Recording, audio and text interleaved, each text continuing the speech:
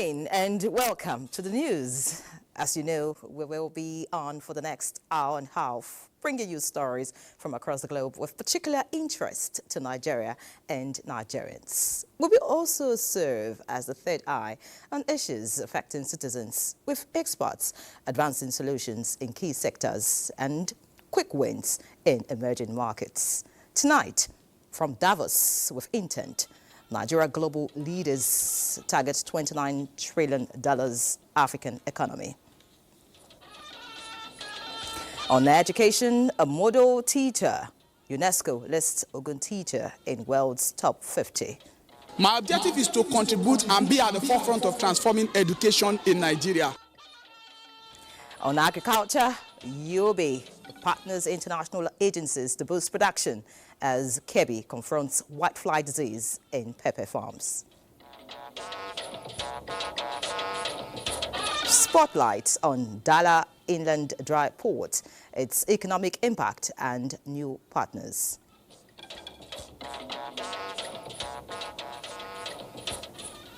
On business, Musa Abubakar is in hand to give us the top investors in domestic concerns, while Badi Adeleye has been monitoring the exploits of Nigerian sportsmen and women across the globe.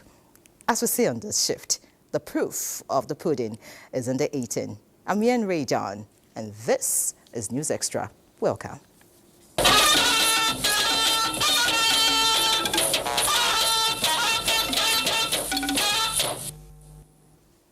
Vice President Kashim Shettima joins other world leaders to push for the full implementation of the African Continental Free Trade Area, with a target to boost Africa's economy to $29 trillion by 2050. The Vice President and the global leaders declared their nation's positions during a forum of friends of AFCFTA on the sidelines of the ongoing 2025 annual meeting of the World Economic Forum in Davos, Switzerland. State House correspondent Abdurrahman Jabrila reports. The forum stated Nigeria's readiness to spearhead the agreement and take advantage of the market potential of the sector for the digital transformation and economic integration of the African continent. Vice President Kashim Shettima, addressing the forum, tagged Friends of the African Continental Free Trade Area, turning digital trade into catalyst for growth in Africa, reaffirmed Nigeria's commitment to the agreement as a vehicle for shared prosperity. As we are talking, there are 220 million telecom subscribers in Nigeria, 163 million internet users. So this provides us with a vista of opportunities for empowering our people. The maximum we have ever gained from the process of oil was 35 billion in 2011. But India last year alone got about $120 billion from our sourcing alone. We are a young continent, and the future belongs to us. So I'm absolutely certain that in the fullness of time, Africa that missed the agricultural age, that missed the industrial age, I believe will leapfrog to the post-industrial knowledge-driven age. The World Economic Forum president, while welcoming the vice president and other African leaders, said Africa's demographic advantage presents huge economic opportunities for the continent, pointing out the transformative potentials of the African Continental Free Trade Area, projecting that its full implementation could boost Africa's economy to $29 trillion by 2050. There's great yields ahead, and that's also needed, of course. If the Secretary General of the Free Trade Agreement is given all the support he deserves, it can boost intra-African trade with staggering 50%. Other African presidents, including Cyril Ramaphosa of South Africa, made contributions. Abdurrahman Jabrila, NTA News. And still in Davos, Nigeria's Minister of Foreign Affairs, Yusuf Tuga, has canvassed for Africa's permanent membership of the United Nations Security Council. while advocating for Nigeria's suitability to represent Africa on the global body. The Foreign Affairs Minister was speaking during a panel discussion themed Africa's Momentum at the World Economic Forum Summit in Davos. In his submission, Yusuf Tuga stated that about 60% of the UN Security Council's resolutions border on issues relating to Africa, yet are excluded from having a permanent seat. He explained that many of the laws promulgated by the Council have adverse implications for Africa, including the deforestation law, which bans the purchase of produce from deforested land in Africa, while ignoring the technological companies that produce the machineries that enable deforestation on the continent. While enumerating Nigeria's leadership role, Tuga assured that Nigeria's non-threatening nature has earned the trust of its neighbors who support Nigeria to represent them globally. Similarly, with Nigeria being the only African country with a permanent seat in the African Union's Peace and Security Council, Tuga underscored the need for Nigeria to be at the table, just as the G20, which was created to review global economic and financial issues, such as the utilization of special drawing rights to fund the energy transition in Africa. The minister further advocated reconsideration of promises made by developed nations to developing countries at Rio Summit on technology transfer. Now, his name is Kayode Adewale, and he also emerged as Ogun State Best Teacher in the year 2020. Kayode Adewale has been listed among the top 50 teachers globally. The United Nations Educational, Science and Cultural Organization, UNESCO, made this known through a mail addressed to his school principal after thorough screening and consideration of his dedication to transforming education in Nigeria by using 21st century skills in his teaching practice. Anthony Gandunu has more on this genius who was shortlisted for the GEMS Education Global Teacher Prize after applications from 89 countries and selection from over 5,000 nominations. Adewale, a mathematics and ICT teacher, was in the classroom with his students at Imagbon Imaka Comprehensive High School, Imagbon, Ogun State, when his school principal, Dr. Simeon Odeni, rushed in to break the news of his selection by UNESCO as one of the top 50 teachers globally. Kayode Adewale's groundbreaking work in education has garnered local and international recognition, which earned him a place among the top 50 teachers globally for the esteemed Global Teacher Award. A graduate of Taisho University of Education, Ijagun, Ogun State, Adewale has risen to prominence with innovative methods of teaching and a deep sense of commitment to educational transformation. I started my career as a primary school teacher in the year 2006, and from there I felt I've done a lot. After 2 years, I joined the secondary school sector in the year 2008 as what we call grassroots teacher. And I set an objective for myself. My objective is to contribute and be at the forefront of transforming education in Nigeria. Adewale, who is set to receive this global honor, said aligning his thoughts with late Professor Babatunde Fafunwa's educational policy and federal government's language policy are his driving force. We need to teach this young one in an indigenous language. I have tested this, it has worked. I created content in my own local dialect, which is Ijebu, and it made the mathematics as a subject become like as if somebody is drinking water to the student. When I got to senior school, due to what he has been teaching us, I started learning from mathematics. Now I understand mathematics better. They teach us the way we'll be able to develop questions ourselves. So when we develop questions ourselves, we'll be able to solve any other questions. There is something we call edutainment, where you impart knowledge and you still entertain the pupils. That is one of his methods. Congratulations, Kayode Adewale. Indeed, your remarkable journey inspires hope and pride for Nigeria and Africa. In Ijebu-Ode, Anthony Gandonu, NTA News. Congratulations, Kayode Adewale. We are proud of you. Now we head to Lagos, where the governor, Babajide Sanwo-Olu, has reiterated his administration's commitment to partnering educational institutions, both at the federal and state levels, to advance educational opportunities for young Nigerians. The governor gave the reassurance when he played host to the registrar of the Joint Admissions and Matriculation Board, JAMB, Professor Ishaq Oloyede, at the Lagos House, Ikeja, where he commended the JAMB registrar for the giant strides under his stewardship. Joy Ken Agbapoyo feeds us.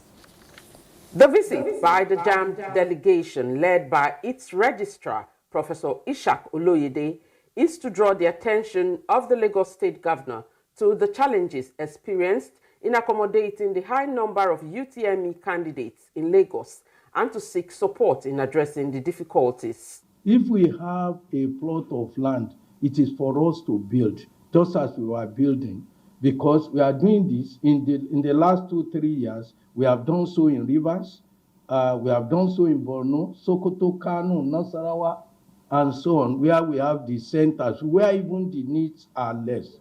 So we feel that we should come and appeal to you as our father in the state to please urgently provide us with a plot of land in each of these places. Reiterating the state's commitment to improving educational standards, Governor Babajide Sanwo-Olu promises support to JAMB in its quest to establish new computer-based test centers for candidates in Lagos.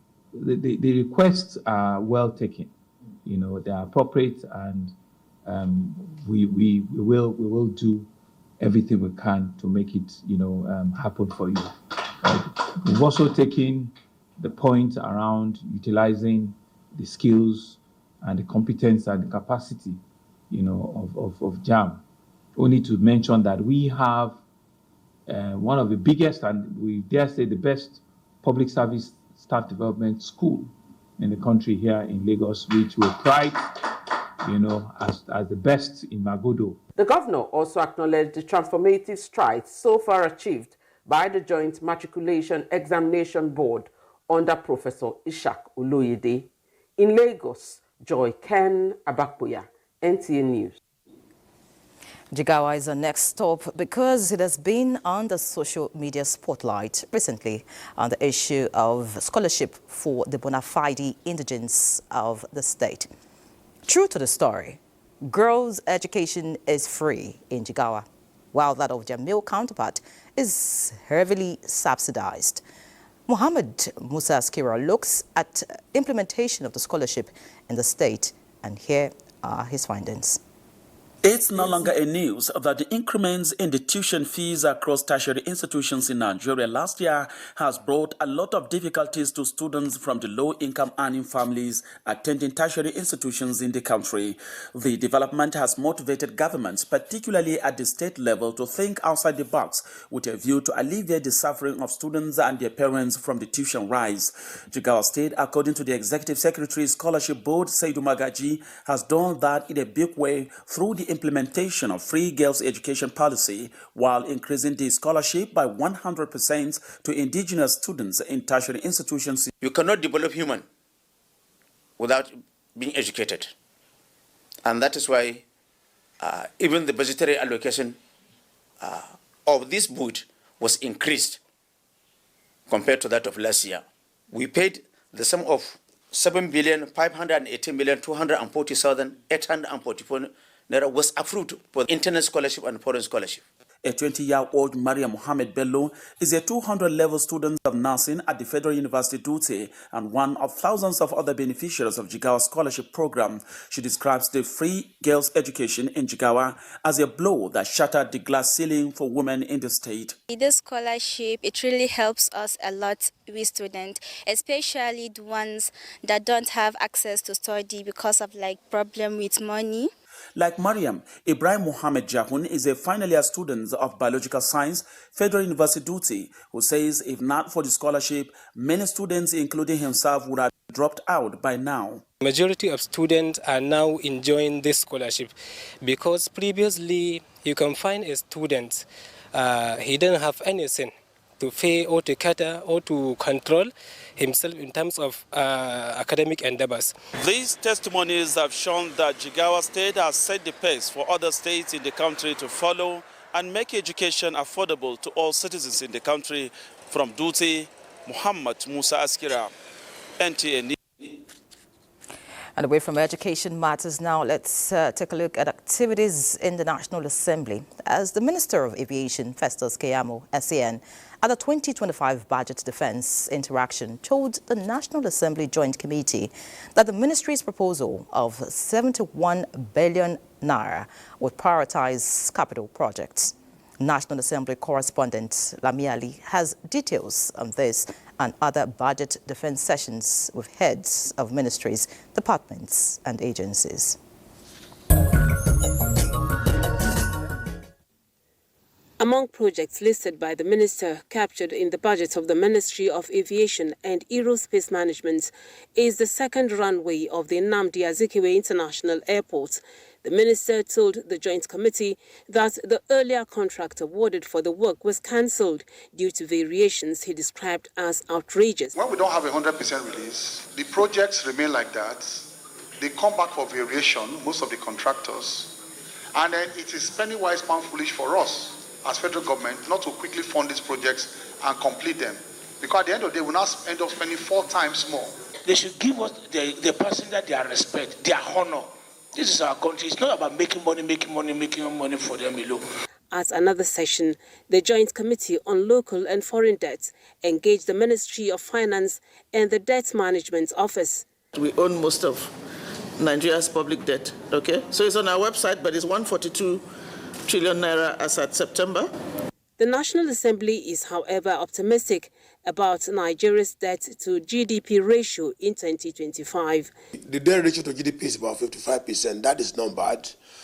What explains the increase from 40% to 55% is the fact, again, that we don't have the cash. Now, Tinubu administration has done very well in the last 18 months. It has gone down to about 65%. Chief medical directors of teaching hospitals in the country at the budget sitting with the House Committee on Health Institutions wants federal government to take measures towards addressing brain drain in the sector. In the next 1 or 2 years, we are not going to have all our hospitals empty. We need to do something about remuneration of all the healthcare workers. Otherwise, government is putting a lot of money in infrastructure and we are going to have empty hospitals. I think so. The reality is that you must extract the proposal made by Mr. President as it affects your medical center. Meanwhile, standing committees of the Senate have commenced submission of reports to the Appropriations Committee as legislative work continues on the 2025 budget.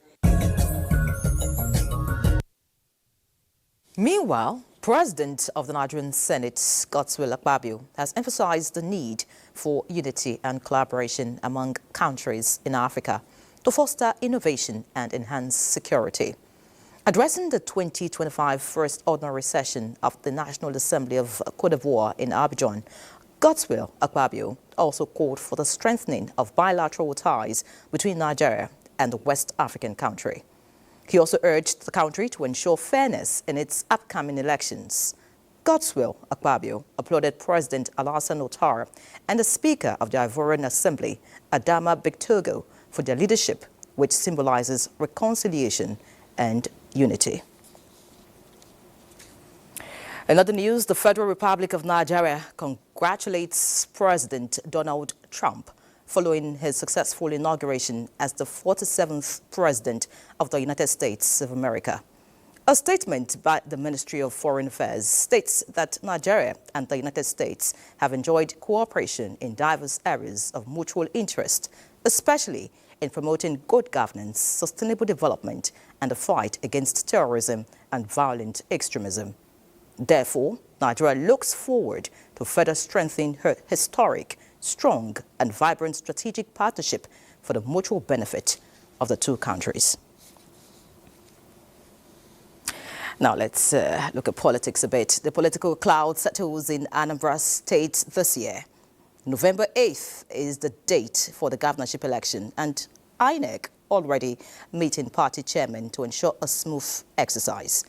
Mia Ogide reports that INEC has also announced February 21st, 2026 for the conduct of the FCT Area Council polls.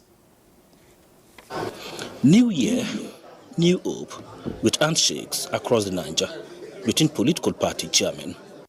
Platform to discuss the political outlook for 2025 on the invitation of INEC, but somewhat turned out to be a gathering of deep display of friendship. Those just secured victory in the courts, and those still occupying offices waiting for the final whistle from the courtrooms about intra-party wranglings, also wearing smiles.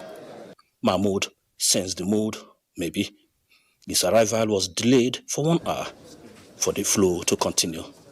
That is not always available. To start by wishing you all a blissful new year. Time for business.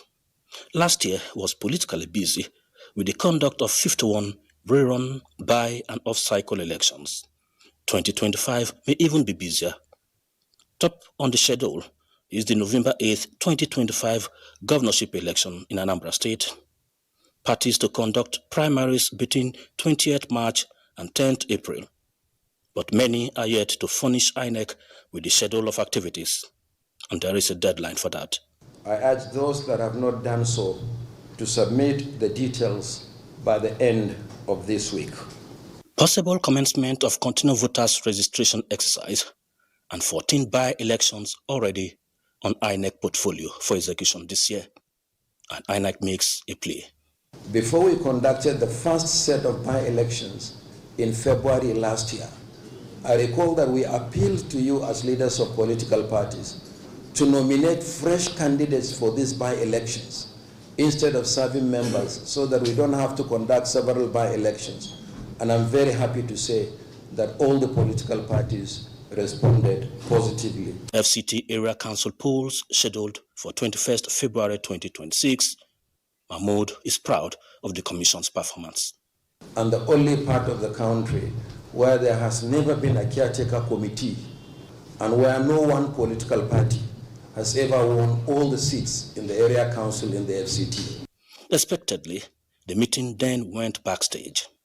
Journalist, take a bow. Mia Ogide, NTA News. Many thanks, Mia. We'll take a break now. More news after the break. Stay with us. Many thanks for staying with us. Let's turn our attention to security matters now. In the renewed onslaughts on terrorists in the northwest, troops of Operation Fansanyama have neutralized Aminu Kanawa, the second in command of a notorious terrorist leader. A statement by the Director, Defense Media Operations, Major General Edward Buba, states that troops also inflicted injuries on some of Bello Tuji's close allies, namely Dosu Bello, Tuji's younger brother, Dambokolo, and neutralized several of Tuji's key commanders, namely Abu Dan Shehu, Jabi Dogo, Dan Kane, Basiru Yellow, Kabiru Gebe. Similarly, more than 24 fleeing terrorists from Bello Tuji's camp were brought down around Gebe and Isa local government area of Sokoto State and Gidon Rigia in Shikafi local government area of Zamfara State. The defense headquarters notes that the death of Bello Tuji's second in command and combatants is a significant blow to the terrorists' network in the northwest. Similarly, it's another breakthrough for the Nigeria police in the fight against crime as a criminal syndicate was dismantled, weapons recovered and kidnapped victims rescued in different parts of the country. Francis Fom reports that the suspects apprehended for the crimes were paraded at the Intelligence Response Team office in Abuja. 25 takes a victorious note for the police over criminals in the country. The arrest of 179 armed robbery suspects, 100 kidnapping suspects, and rescue more than 100 victims of kidnapping cases across the country.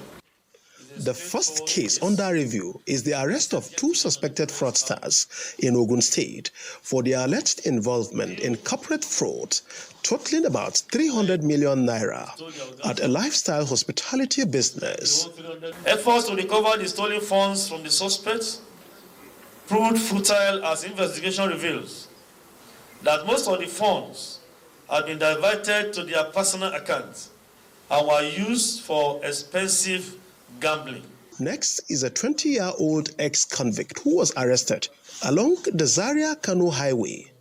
The suspect confessed to being part of a notorious armed robbery and kidnapping gang. He admitted to a previous conviction in 2022 for possession of an AK-47 rifle. He was charged to court and sentenced to a year imprisonment. Upon his release from the correctional facility, he returned back to his gang and worked for an operation before this recent arrest. 3 suspects also arrested for fraud in Abuja. The Force Public Relations Officer Olomuyiwa Adejobi said the gang specialized in using fake alerts to purchase medical equipment worth over 3.2 million naira. And this case involving 4 armed robbers who were apprehended in Lagos and Ogun states for stealing motorcycles, using Cameroon pepper to incapacitate their victims. Operatives of the IRT have also arrested a 44-year-old suspect with hard drugs worth 3.2 million naira and 2 suspects for forging documents to aid crude oil theft. Francis from NTA News. Meanwhile, the United Kingdom says it will continue to offer far-reaching support to Nigeria, especially in the area of dealing with contemporary security threats. Minister of State for Defence, House of Lords, United Kingdom, Lord Coker, gave the assurance during a one-day engagement at the Theatre Command Headquarters, Military Cantonment, Maiduguri. Abubakar Musa reports. On arrival at the Theatre Command Headquarters, the Minister of State for Defence, House of Lords, United Kingdom, Lord Coker, and Theatre Commander, Joint Task Force Northeast Operation Hadinkai, Major General Waidi Shaibu, as well as other high-ranking military officers went into a closed-door meeting. Speaking to journalists shortly after the meeting, the Defence Minister explained that the visit is for the United Kingdom to renew its support to Nigeria towards total elimination of violent extremism, among other emerging security threats bedeviling northern Nigeria. Nigeria is one of our strongest partners here in West Africa. We support them with the regional activity that they have.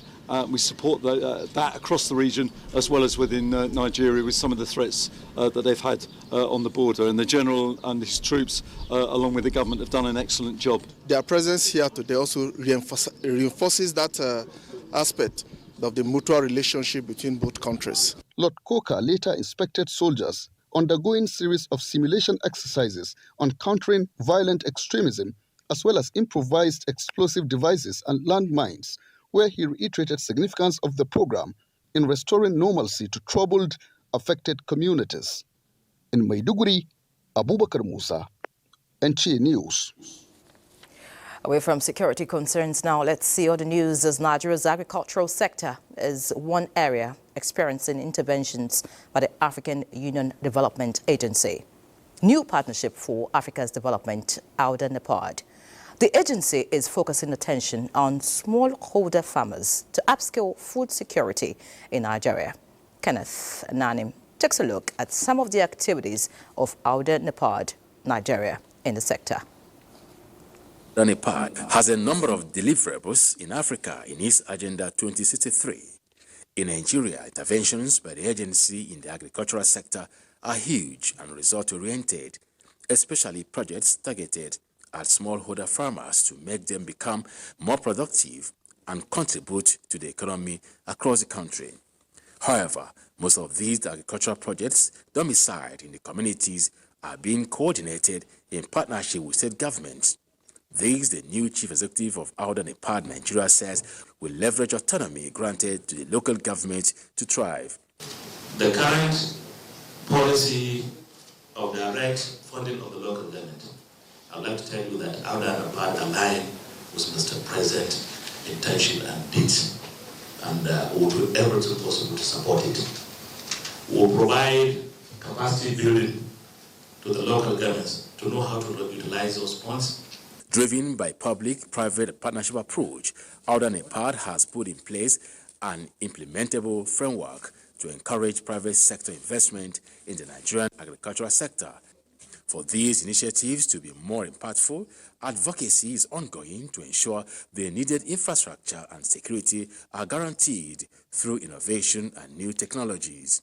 There are several initiatives from NEPAD, from the World Bank, from the IMF, from the African Development Bank, so many, targeting to improve our food security. But we need to have these critical fundamentals, get them right, starting from security and energy, because they are the critical drivers of food security in Nigeria and on the continent.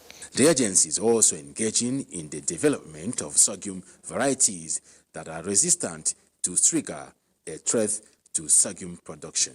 The new chief executive of the agency is taking advantage of the huge impact the agency is already making in African countries and especially in Nigeria to garner support and partnership of stakeholders, especially the media, to ensure that these initiatives are well sustained for development of Nigeria and Africa as a whole.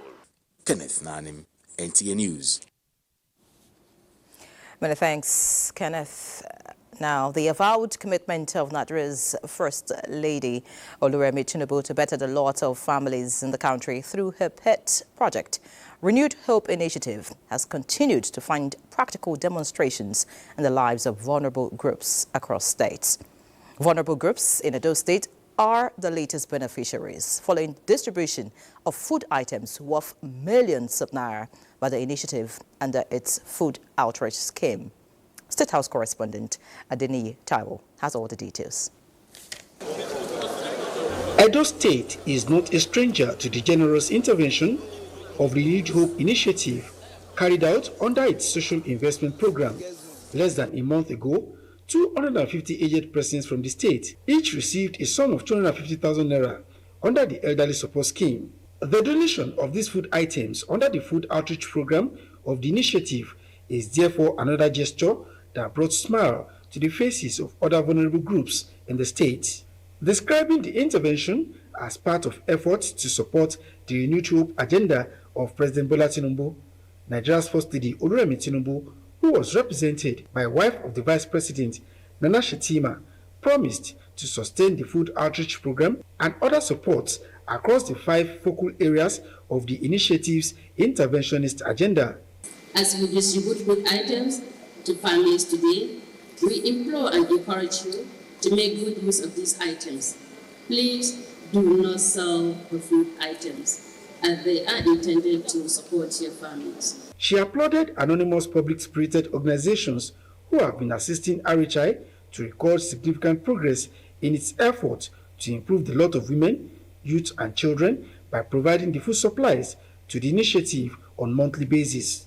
While applauding the First Lady for her relentless efforts towards supporting the vulnerable groups, Edo State Governor Senator Monday Okpebolo pledged the support of the state for the Bola Tinubu administration. We are very, very happy. Edo today is beginning to see a new dawn. The Renewed Hope Initiative has ministered to the needs of millions of Nigerians, directly or indirectly, in the different areas of our nation. The train of RHI food outreach is expected to hit other states, with Kwara, Kogi and Abia already lined up.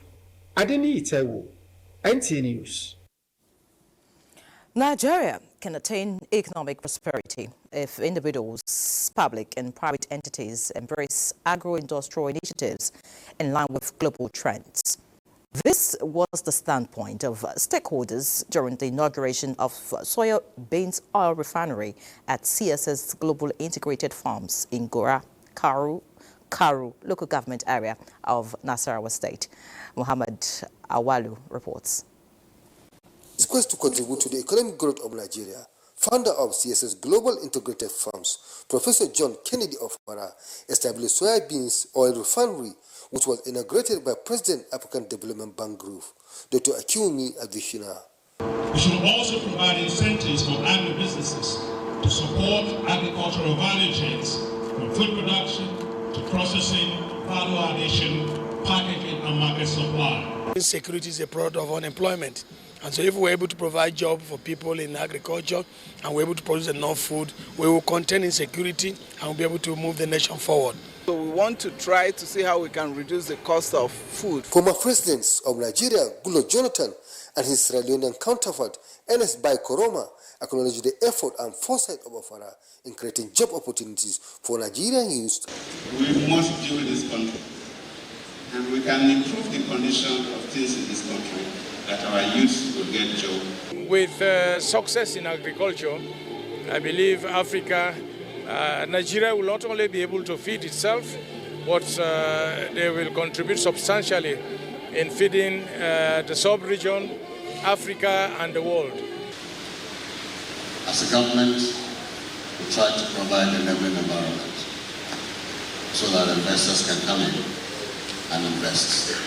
And I believe that if all of us, the states, key into what our brother is doing, nobody would want to jump out from Nigeria. Director General, Nigerian Television Authority, Salihu Abdul Hamid Dembos, in a message, says the renewed hope enterprise of President Bola Ahmed Tinubu is yielding positive results. I believe the project will help in many ways. One of them is food security, which is one of the cardinal principles of our renewed President Bola Ahmed Tinubu renewed hope agenda. The inauguration of the project tallied with the 56th birthday of the founder of CSS Global Farms, Professor John Kennedy. From Kefi, Muhammad Awalu, NTA News. In other news, Nigeria's telecommunications giant, Globacom, has reaffirmed its commitment to rewarding both existing and new subscribers as part of its enhanced corporate social responsibility efforts. Ayodeji Makinde reports on the latest edition of the Glo Festival of Joy held in Abuja. Lucky winners of various prizes in the Glo Festival of Joy promotion gathered at the Glo World Office in Abuja to receive their rewards following rigorous processes of due diligence, transparency and scrutiny. The event was graced by notable dignitaries and prominent influencers.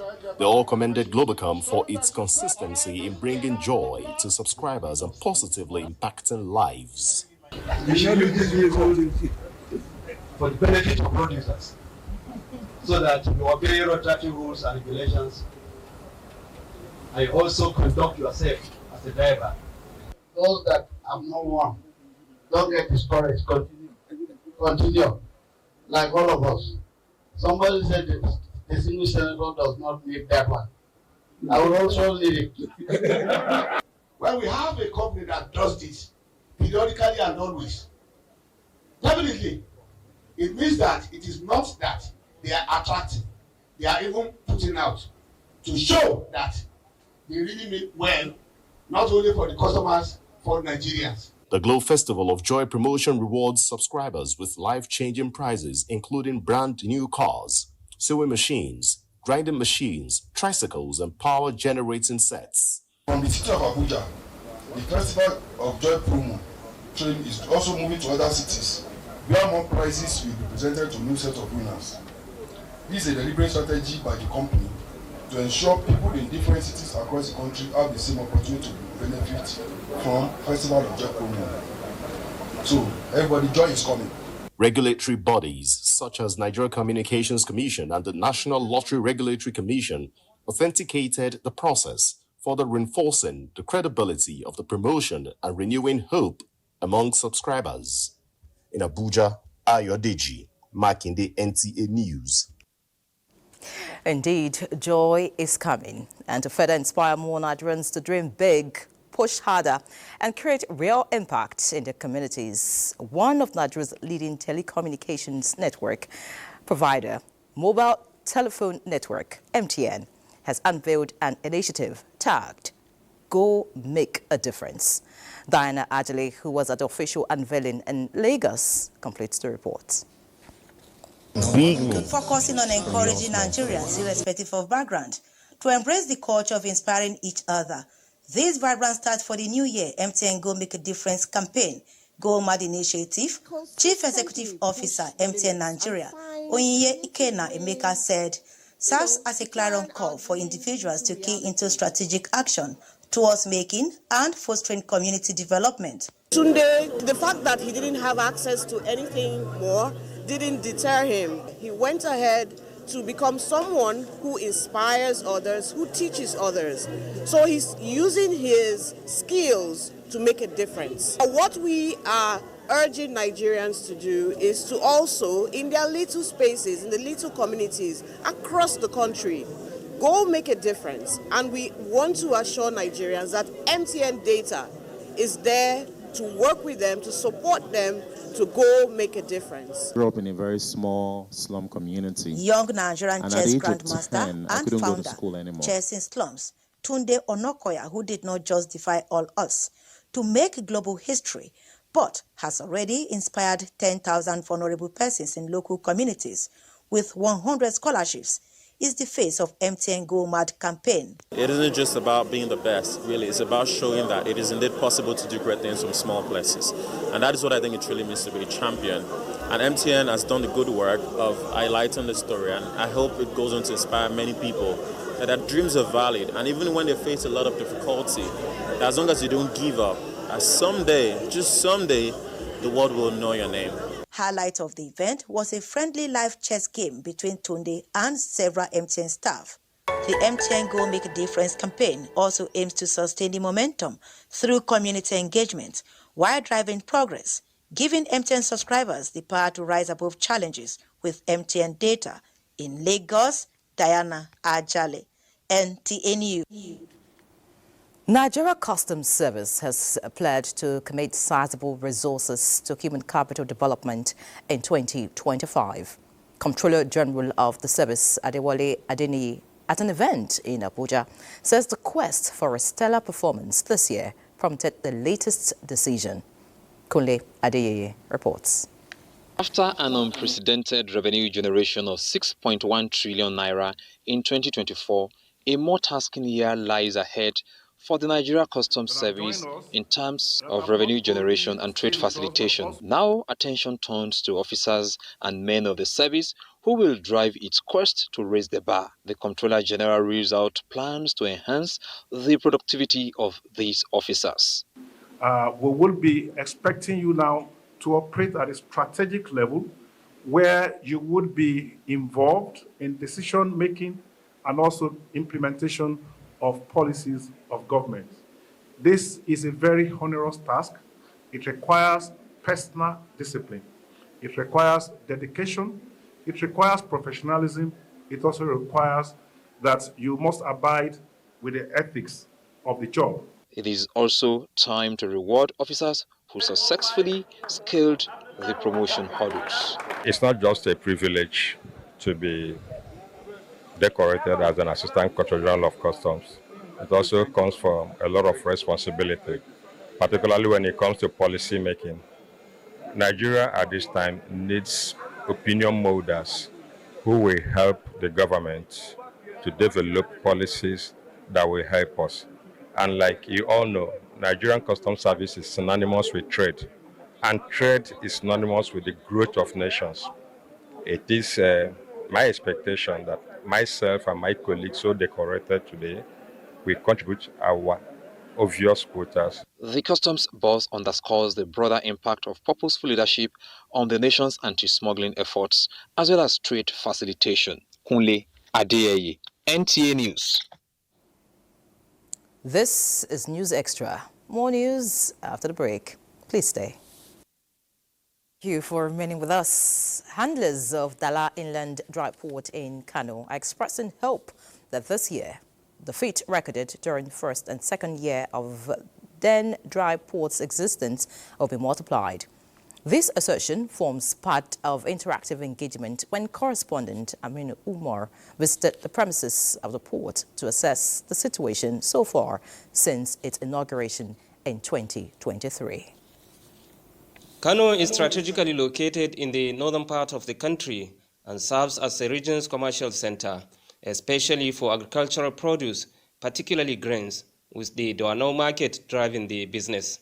The inauguration of Dala Inland Dry Port in Kano 2 years ago not only opens up new opportunities for businesses in the state and the region, but is also seen as a step towards decongesting the Nigeria's ports. In the first instance, we've grown the Nigerian economy, but more importantly, the indigenous economy is boosted. And what does that do? You have created employment. By ease of doing business, you have grown the business. Instead of having just 10,000 people involved in cargo, importation or export, now you have more than 10 million, if you like. After recording its first successful export in 2023, a year after, the port also received its first import, with the hope of multiplying the feed this year. We have already projected to do really a large volume this year. We are hopeful that by the first quarter, that is end of March this year, we would have done more business than what we had done in the first and second year of our operation. Experts have highlighted the need for continued investment in infrastructure, such as road and rail networks, to ensure the seamless transportation of goods. The dry port is also working on improving synergy with all the stakeholders, especially the other inland terminals operating in the state. In Kano, Amin Umar, NTA News. Elsewhere, Yobe State government has secured a groundbreaking partnership with the Islamic Development Bank to revolutionize the state's agricultural sector. The landmark agreement aims to develop 3,000 hectares of land for irrigation farming, providing a significant boost to the state's food production capabilities. Yunusa Suleiman tells us more. Yobe State has vast arable land suitable for the cultivation of different varieties of crops, with about 80% of its population engaging in various agricultural activities.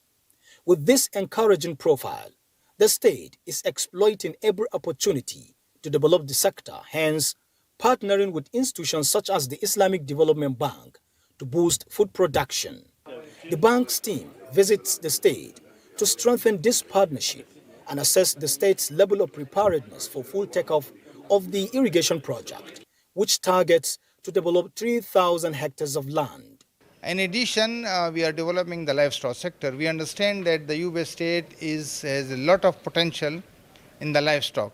So improve this and to enhance this potential, we are also working with the state to support them in the improvement in the livestock sector. The project, when completed, will be a win-win situation for our people, for improvement in agricultural productivity, for food security, for wealth creation, and for the development of our area, especially in irrigation and livestock development. The partnership is a testament to the Yobe State government's effort to diversify its economy through agriculture. In Damaturu, Yunusa Suleiman, NTA. Let's talk business now. Musa is here. Musa, feed us. Thank you, Henry. Well, in the next 10 years, 1.2 billion people will enter the workforce, yet only 400 million jobs will be created. Singapore president says the best time to start skilling is now, as conversations at the World Economic Forum continues to focus on a wide range of issues that policymakers can use to advance their economies. What happens 15, 20 years from now, start acting now in skills development, which means when people are still at work, when they're still in their prime, they haven't lost their job, they haven't been dislocated, invest now and invest continually. Jobs in advanced economies are exposed to AI positively. They can see lifting up in productivity, or negatively, they may be gone. That goes down to 40% for emerging markets. It goes down to 26% in low-income countries. And the third one that is the most troubling is when we look into the opportunity to translate this whole wonderful thing called AI into growth, and that is the newest research we will be delivering. There is a very significant, about 50% gap between advanced economies and low-income countries. That emerging markets did well in the last few years. You know, in the past, if you had the U.S. Federal Reserve increasing interest rates by 450 basis points, if you had a pandemic, if you had a big increase in energy prices, we would have expected much more emerging market turmoil. And we did as an institution, because that's our job at the IMF. And I remember numerous meetings where we sat and we were building scenarios of what could go wrong. And that didn't happen. And to energy, oil prices remain near a one-week low on Wednesday as the market weighed the potential impact of U.S. President Donald Trump's proposed tariffs on global economic growth and energy demand. Brent crude futures dipped by 19 cents to $79.10 per barrel, while U.S. West Texas Intermediate crude fell by 25 cents to $75.58 per barrel. Equities market reversed gains midweek to end session in negative territory as investors lose 185 billion naira. The all-share index shed 0.29% to close at 102,836.13 points. A total of 393.8 million shares in 10,766 deals, corresponding to a market value of 15 billion naira were traded. Today's data shows 10% decline in volume, 75% improvement in turnover, but 18% decline in deals. The current market capitalization of the Nigerian Stock Exchange is 63.2 trillion naira. SCAL Nigeria led the gainers with 9.7% share price appreciation, closing at 3 naira 28 kobo per share, followed by Cadbury Nigeria, Secure Electronic Technology, and CNI Leasing. Access Holding recorded the highest volume of 92 million traded shares, followed by United Bank for Africa, Sterling Bank, and ICO Insurance. Now that concludes business news. Anyways, back to you. Many thanks, Musa, for the update. Well, let me also let you know that a group of stakeholders on the platform of the governing All Progressives Congress, APC, has raised concern over citizens' undue dependence on federal government rather than bringing the transaction of all tiers under public scrutiny. The Confederation of APC support groups said responsibilities of federal government should not be misunderstood with that of the state or local governments and appealed for collaborative governance for all machineries to run effectively. Director General of the group, Professor Kilani Mohammed, appealed for economic diversification, alternative energy sources, and improved policy frameworks on micro and macroeconomic development. For the West African sub-region and the entire global black race, we cannot afford to fail. Because of this, we must acknowledge the fact that our challenges are surmountable. Consequently, we must of necessity chart a course and a path towards a brighter future. The Director General called on governments to prioritize mechanized agriculture, industrial development, stable electricity, and social empowerment of Nigerians to support National Development Plan under President Tinubu's administration. Now, the national deputies of the Working Committee of the People's Democratic Party are making efforts to resolve the leadership crisis over the position of National Chairman and Secretary. This was at a media briefing at the PDP National Secretariat in Abuja. Timothy Yusuf reports. There are some of the elected deputies to National Working Committee offices of the PDP. Declaration of their stance to some of the internal conflicts confronting the party is their agenda here. The party's constitution and existing court rulings, they say, must be respected. The issue of the national secretary is in the Supreme Court, and it has a stay of execution which says status quo must remain and he continues to act. And until that order is vacated, the law is very clear about it. He is national secretary. So nobody in the name of agitating for on behalf of any leader or group of leaders or interest in the party should go about raising camps for or against, because this issue is a settled issue. Unless you have an ulterior agenda, nobody should talk about this issue again because it's sub judice. They affirmed that Ambassador Umar Damagum remains the party's acting national chairman until December 2025, as supported by subsisting court judgments, and frowned at the issue of party members and stakeholders who they said have been demarketing the PDP, urging them to either toe the party line or leave. Timothy Yusuf, NTA News. Another break is due. Please remain with us. The National Agency for the Prohibition of Trafficking in Persons, NAPTIP, is soliciting partnership with the national broadcaster, the Nigerian Television Authority, and other stakeholders in sustaining the fight against human trafficking. The Director General, NAPTIP, was at NTA's headquarters to form this collaboration. Deborah Balagbogbo reports. Since its establishment, the National Agency for Prohibition of Trafficking in Persons, NAPTIP, has made remarkable strides in the fight against human trafficking. The agency has the conviction of over 736 traffickers, rescued 26,000 victims, rehabilitated hundreds, and supported around 22 survivors to pursue higher education. In a visit to the Nigerian Television Authority, the Director General of NAPTIP recognized NTA as one of its most reliable media partners. The visit was aimed at strengthening collaborations and furthering the fight against human trafficking. NTA is one of the media partners of NAPTIP that shares timely information which has assisted the agency to carry out its mandates.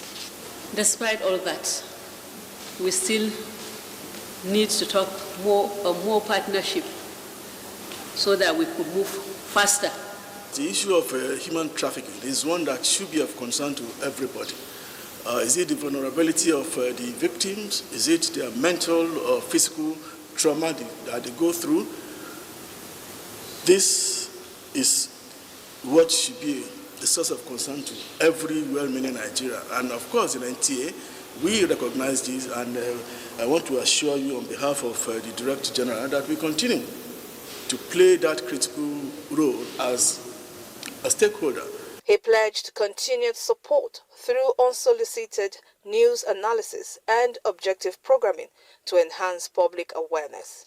In Abuja, Deborah Balagbogbo, NTA News. Let's look at the environment, as dry weather has a range of devastating effects on different aspects of human existence and the environment, with impacts stretching beyond health and livelihoods. Prolonged dry spell, findings show, could even be more harmful when mixed with wild wind and unwholesome human activities. In this next story, Charles Alpha tells us the dangers associated with dry weather and why people need to be extremely careful. Nigeria's weather patterns, rainy and the dry season, also called Harmattan, hardly come and go without causing substantial damages in their wake. Heavy flooding is one of the notable features associated with the rainy season, but dusty winds, burning and itchy eyes, polluted atmosphere and wildfire resulting from bush burning or sparks usually characterized dry weather season. On the other side, somebody is too lazy to cut the grass. Somebody claims he's a hunter, so he has set traps, then throws the fire in the bush so that the animals will come out and enter his traps. These natural and human-induced hazards come with their attendant effects on not just public health, farmlands, freshwater ecosystems, but food and livelihoods. Findings have shown that increase in global temperature is already aggravating the rates of evaporation, causing rapid and severe weather, leading to disastrous natural events with detrimental impacts on every aspect of human, social and economic systems. Available records in Nigeria as of December 22nd, 2024 indicated that at least 19 fire incidents occurred in 8 states of the Federation, with lives and millions of naira raised to the ground. The bridge just started, and before you say you call this one to wake up, we just see everything started burning. And the more the fire was coming, it come with speed. We have over 550 something air condition on ground there. We have never even talk of plasmas. The next thing, all the motor day for here, we start to try push them outside, break some of them, their glass, push them outside. The one who fear rescue, the one who fear rescue, break, fire upon them. Fire incident isn't the only disaster during the Harmattan period. Health issues like asthma, bronchitis, and sinus infections, experts say, are respiratory issues triggered by dusty wind during the period. One of it is lung cancer, asthma, which is very, very common. We also have cases of pulmonary diseases. The general advice we give people in that period, stay in the shade. But where's the shade? There are no trees. So we have to start from scratch. We have to start planting the trees and we have to stop cutting them down. Aside the devastating impact of wildfire that we see happening in some parts of the world, dry and dusty air, experts say, irritates the airways, making breathing difficult for some persons. And so they have recommended the use of face masks when outdoors and also an end to bush burning in order to stay healthy and stay safe. With the Harmattan season continuing across the country, it is hoped that government officials, firefighters and emergency responders, as well as the public, would unanimously work together to stem the tide of bush burning in the country. Charles Alpha, NTA News. Now you know, please stay safe. We'll pause here. We've got global updates and sports on the other side. Remain with us. Nigeria's engineering sector is set for a boost as the Council for Regulation of Engineering in Nigeria, COREN, embarks on a capacity building training program. The initiative aims to enhance professional conduct among its members through strategic planning and development. Shehu Mohammed Date reports that the training program is themed Building Excellence in Engineering Regulation through Strategic Capacity Building. For Regulation of Engineering in Nigeria, COREN has embarked on a strategic capacity building training program. This initiative reflects the organization's commitment to continuous learning, capacity building, and upholding standards and sanity. So that's what COREN is trying to do, to foster synergy between COREN and all the other regulators in the various sectors, so that we'll be able to ensure that there is a better regulation in this country. There are so many infractions, violations, and then in the system. And you can only do that by going through monitoring, and then ensuring that there is compliance. All out to preempt any form of engineering practice that is not in line with professional ethics. If we are able to utilize all what we are being told here, the practice of engineering in Nigeria will be well guided and regulated. For the president of the Nigerian Society of Engineers, capacity building is crucial for sustaining the collective mission of members. Let us seize this opportunity to engage, collaborate, and chart a course towards a greater excellence in our regulatory endeavors. Together, we can build a stronger, more resilient engineering sector that serves as a catalyst for national progress. Participating members see the training as an opportunity to enhance their standards and ensure professionalism. Moreover, enforcing discipline and strict ethical standards in the practice of engineering in Nigeria is a key aspect of engineering regulation monitoring. In Abuja, Shehu Mohammed Detti, NTA News. Now, a peep at the foreign scene show nations of the world react to the World Trade Forum in Davos over announced tariffs by President Donald Trump and UN calls for action against terrorism in Africa. Kolo Mohammed brings us details on these and other stories on Global Update. China, a global trade partner, vows to defend its national interests after U.S. President Donald Trump said that 10% duty on Chinese imports could come as early as February 1st. China's Foreign Ministry spokeswoman Mao Ling says it has always believed that there are no winners in a trade war or tariff war, and China is firmly committed to safeguarding the interests of itself, leaving its trade partners better off. Major trade partners were mentioned in what President Donald Trump described as unfair treatment of America by them and what to expect going forward. They don't take our cars. They don't take our cars at all. They don't take our farm products, essentially. They don't take very much. We have a $350 billion deficit with the European Union. They treat us very, very badly. So they're going to be in for tariffs. In other news, Prince Harry and his lawyer, David Shabon, dramatically settled a fiercely disputed lawsuit against Rupert Murdoch's UK tabloid publisher, which apologized for hacking the British royal's phone and agreed to pay him substantial damages. Speaking to the United Nations Security Council, Amina Mohammed said, terrorism in all its forms poses the greatest threat to peace, security, and sustainable development across the continent at this time. She highlighted that Sub-Saharan Africa is responsible for nearly 59% of all terrorism-related deaths. The UN Deputy Secretary says the Sahel region has become the epicenter of the most severe crisis, with terrorism-related fatalities exceeding 6,000 for 3 consecutive years, accounting for more than half of global deaths.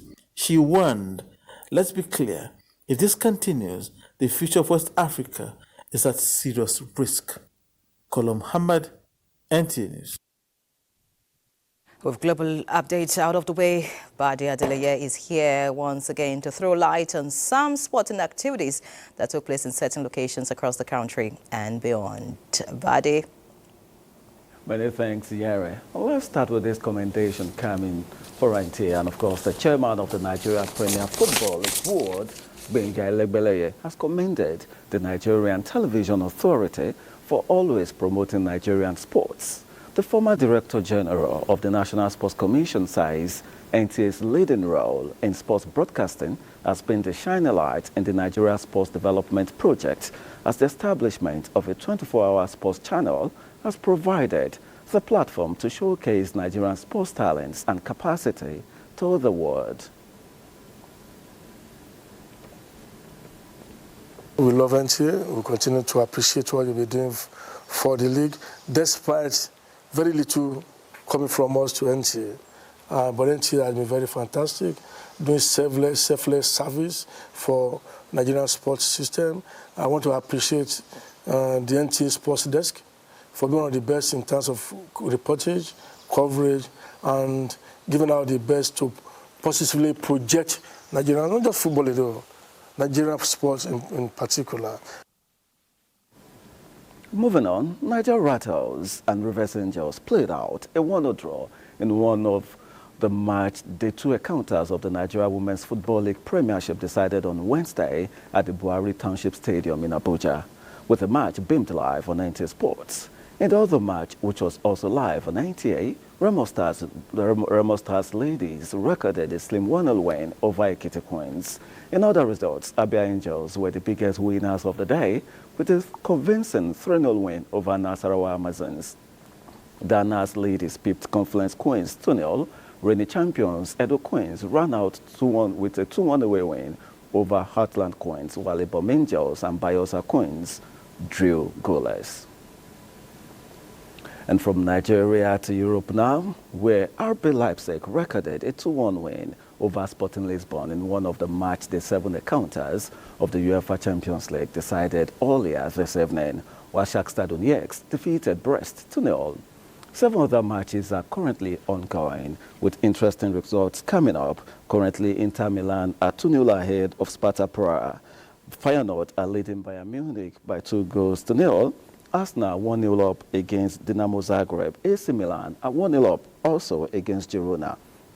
Manchester City are winning away from home against Paris Saint-Germain 2-1 at the moment. And of course, Real Madrid, the reigning European champions, are 4-0 up against RB Salzburg, while the last match of the night between Celtic and Young Boys is currently goalless.